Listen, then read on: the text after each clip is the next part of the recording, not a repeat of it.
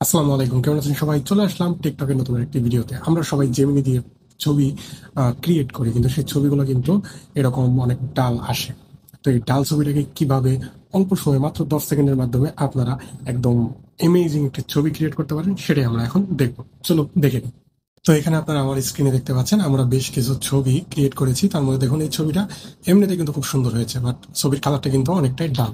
যদি আমি এই ছবিটার আপডেট ভার্সন এটা দেখি, এটাকে দেখতে অনেক প্রাণবন্ত এবং কালারফুল লাগতেছে। তো এটাই আমরা কিভাবে করছি সেটাই আমরা দেখবো। তার জন্য আমরা ছবিটাতে যাব, শেয়ার থেকে এটাকে আমরা ওপেন করে নিব স্ন্যাপশিটে। স্ন্যাপশিটে চলে আসার পর এখান থেকে এই অপশনটা, লুক থেকে এই অপশনটাকে দিয়ে দিব আমরা। দেখুন লুক চেঞ্জ হয়ে গেছে, ওকে দিয়ে দিব। টুলস থেকে জাস্ট একটা ছোট্ট একটু কাজ করবো, হিলিং। এটা জুম করে এই লোগোটাকে ধরে হিল করে দিব।